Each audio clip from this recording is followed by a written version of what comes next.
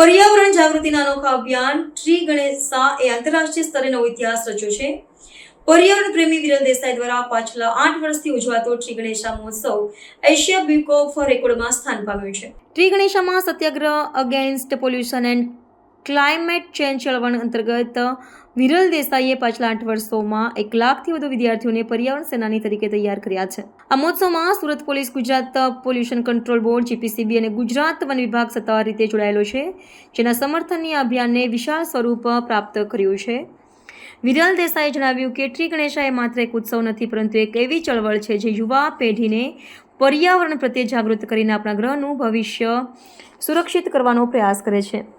Asia book of રેકોર્ડની આ ઓળખ આપણી મુહિમની સફળતાનો પુરાવો છે।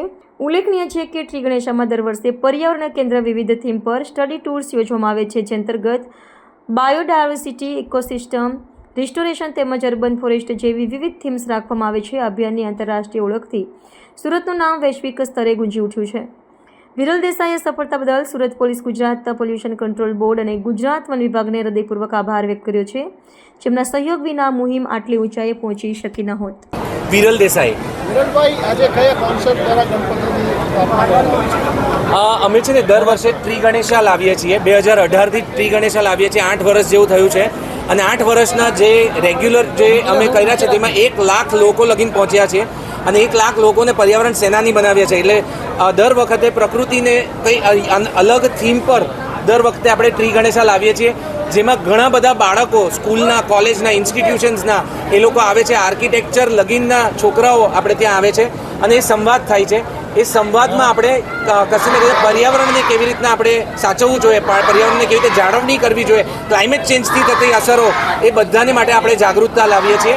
આ વખતની અમારી પર્યાવરણની જે થીમ છે એ રિવાઇવલ ઓફ લોસ્ટ બાયોડાયવર્સિટી છે અને ખાસ કરીને આપણે બાયોડાયવર્સિટી, આપણે જંતુઓ, પક્ષીઓ એ બધું આપણે ઓછા થઈ રહ્યા છે, તો ક્લાઇમેટ ચેન્જ અને નોઇઝ પોલ્યુશન અને લાઇટ પોલ્યુશનને આપણે કેવી રીતના ઓછું કરીએ અને કેવી રીતે આ બાળકો જાગૃત થઈને આવનારા સમયમાં સારા સિટીઝન્સ થાય, એને માટે આપણે એ પ્રયાસ કરી રહ્યા છે। આજે રેકોર્ડ જે છે એ એશિયા બુકનો છે અને ખાસ કરીને આટલો લાંબો ઇકો ફેસ્ટિવલ થઈ રહ્યો છે કે જે 10 દિવસ 8 વર્ષ લગીન કરવામાં આવ્યો છે। પર્યાવરણની આટલી બધી માહિતી આપવામાં આવી છે, છોકરાઓને પર્યાવરણ સેનાની બનાવવામાં આવ્યા છે અને 1 લાખથી વધુ આપણે બાળકો કે મોટા છોકરાઓને આપણે પહોંચ્યા છે અને 56,000 વૃક્ષો રોપ્યા છે। તેનું એક ફેસ્ટિવલ કે જે રિલિજન સાથે જોડાયો છે એનું આ રેકોર્ડ છે અને આ રેકોર્ડમાં ખાસ કરીને હું ઉલ્લેખ કરવા માંગીશ કે Surat police, Gujarat pollution control board અને ફોરેસ્ટ ડિપાર્ટમેન્ટ ઓફ ગુજરાત એ લોકો અમારી સાથે છે અને એ બધાના અધિકારીઓ જે યોગ્ય આપણે બધા છોકરાઓને જે આપણે અવેરનેસ પ્રોગ્રામ્સને એ બધા આપતા રહે છે અને હું એ લોકો બધાનો આભાર માનું છું અને હું શેર કરવા માંગુ છું એ લોકો સાથે આ રેકોર્ડ। વિરલ દેસાઈ, ટ્રી ગણેશાની થીમ છેલ્લા 8 વર્ષથી છે, શું કહેશો? આપણે દર વર્ષે એક એન્વાયરમેન્ટલ થીમ રાખીએ છીએ। આમ તો બેઝિક થીમ તો એન્વાયરમેન્ટ જ છે, બટ દર વર્ષે એક આપણે ઇનોવેટિવ થીમ રાખવાની ટ્રાય કરીએ છીએ। લાસ્ટ યર અર્બન ફોરેસ્ટ હતી, આ વખતે restoring the lost diversity, biodiversity છે।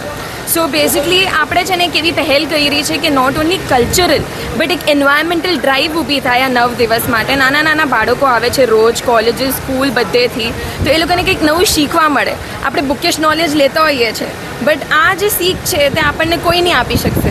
તો આપણે એવી એક પ્લેટફોર્મ ઊભી કરી છે જેનાથી નાના નાના બાળકોને એક એન્વાયરમેન્ટલ પહેલ મળે, કારણ કે આગળ જતાં એ લોકોએ જ રહેવાનું છે। તો આપણે એ લોકો માટે કેવું જગત છોડીને જવું છે એ આપણો સવાલ છે કે આપણે કેટલું સારું રાખી શકશું એ લોકો માટે। એશિયા બુક ઓફ રેકોર્ડમાં સ્થાન મળ્યું છે, શું છે? એશિયા બુક ઓફ રેકોર્ડ્સમાં એ સ્થાન મળ્યું છે આપણને કે આવું એક પહેલું એવું ઓર્ગેનાઇઝેશન છે, લાઈક મારા ડેડીનો રેકોર્ડ છે કે GPCB, Gujarat pollution control board plus forest department of Gujarat અને સુરત પોલીસ, એને માટે આ એક રેકોર્ડ ડેડીએ સેટ કર્યો છે કે આવી એક એન્વાયરમેન્ટલ ડ્રાઈવ આ પહેલું એવું ઓર્ગેનાઇઝેશન છે જેનું એવું એશિયા બુક ઓફ રેકોર્ડ્સમાં લેવામાં આવ્યું છે, જે કલ્ચરલ એઝ વેલ એઝ આ એન્વાયરમેન્ટલ ડ્રાઈવ કરે છે આવી રીતે 9 દિવસ તક સંકળાયેલી અને આટલા 8 વર્ષોથી। ને 56,000 ટ્રીઝ આપણે વેચ્યા છે અને 1 લાખથી વધુ આપણે પર્યાવરણ સેનાની બનાવ્યા છે। આજના યુવાનોને શું મેસેજ આપશો? હું એટલું જ કહેવા માંગીશ કે અગર આપણે આગળના યુવાનોનું નહીં વિચારશું અથવા આપણે પોતાનું પણ નથી, આપણે પોતાનું તો વિચારીએ જ છે, પણ આપણે બીજાનું વિચારવાનું શરૂ કરીને એ લોકોને માટે કંઈક સારું કરી શકીએ. અને એવું નથી કે અમે જ કરીએ, અમને એવું છે કે વધુમાં વધુ લોકો, જેટલા લોકોની તક આ મેસેજ પહોંચશે તેટલા લોકો આ પ્રણ લઈ શકશે કે હજુ વૃક્ષ વાવશું તો કોઈનું ઘર વસશે. જે આ પ્રાણીઓ છે તે લુપ્ત થઈ રહ્યા છે, એ લોકો માટે આપણે શું કરીએ છીએ? કંઈ જ નથી કરતા. આગળ જતાં દેખાવામાં જ નહીં આવશે. જેમ ડાયનોસોર્સ નથી આવે એ લોકો પણ નથી દેખાવાના.